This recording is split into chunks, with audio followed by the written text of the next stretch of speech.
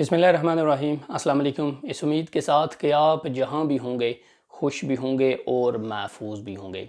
क्योंकि इन दिनों कुर्बानी के दिन हैं और जहाँ भी मुसलमान दुनिया पूरी में रह रहे हैं वो कोशिश करते हैं कि इन दिनों अल्लाह का जो ये हुक्म है उसकी तामील में और उसकी बजावरी में अपने जानवर खरीदते हैं और कुर्बानी करते हैं। लेकिन आपने ये भी महसूस किया होगा कि इन्हीं दिनों बहुत सारे सोशल मीडिया प्लेटफॉर्म पे एक प्रोपेगेंडा गर्दिश करता है कि हम इतने लाखों करोड़ों जानवर जो हैं पूरी दुनिया में कुर्बान करते हैं और इसी तरह अरबों रुपए जो हैं खर्च करते हैं। क्यों ना हम जो जानवर कुर्बानी करते हैं उसकी बजाय कहीं कुआं खुदवा दें, उसकी बजाय किसी के घर किसी की मस्जिद में एसी लगवा दें, या ऐसे छोटे छोटे काम या नेकियां हैं जो हम उस पैसे की बुनियाद पर कर सकते हैं। याद रखिएगा, ये अल्लाह ताला की तरफ से हुक्म है और जब कोई हुक्म अल्लाह की तरफ से आ जाता है तो उसमें बहुत सारी हिकमतें होती हैं और अल्लाह का कोई भी हुक्म हिकमत से खाली नहीं होता है। लेकिन ये सारी चीज़ें जब हम अपने ज़ाती काम करते हैं, जब हम अपनी ज़ाती नमूदो नुमाइश करते हैं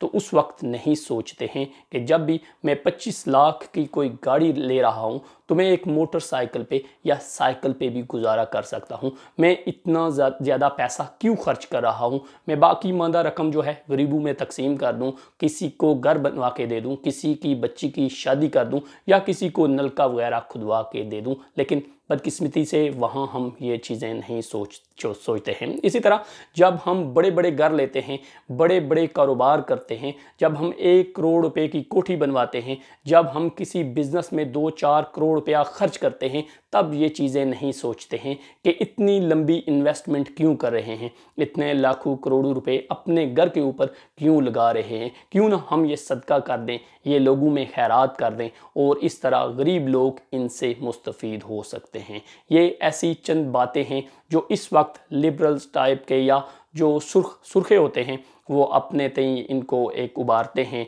और सोशल मीडिया पे आके बहुत सारी ऐसी बातें करते हैं। लेकिन ये अल्लाह का हुक्म है, अगर आप इस्तिताअत रखते हैं, अगर आप माली हैसियत रखते हैं तो ज़रूर कुर्बानी कीजिए, क्योंकि आखिरकार इसका आपको बहुत ज़्यादा फ़ायदा होने वाला है। और अपने इस कुर्बानी के गोश्त में अपने इस ईद के दिन अपने इर्द गिर्द जो लोग हैं जो ज़रूरतमंद हैं और वो ऐसे लोग जो कभी कभार गोश्त खाते हैं, और कुछ तो ऐसे लोग भी हैं, कुछ ऐसे गुरबा और मसाकीन हैं जो सिर्फ़ फ़कत इन्हीं दिनों में गोश्त का टेस्ट करते हैं, उनको ज़रूर याद रखिए और अपने तई पूरी कोशिश के साथ उन पूरे एहतमाम के साथ अपना जो कुर्बानी का गोश्त है उनके घरों तक पहुंचाइए, क्योंकि बैरकैफ इसका आपको बहुत ज़्यादा अजर मिलने वाला है। अल्लाह ताला आपका हामी और नासिर हो।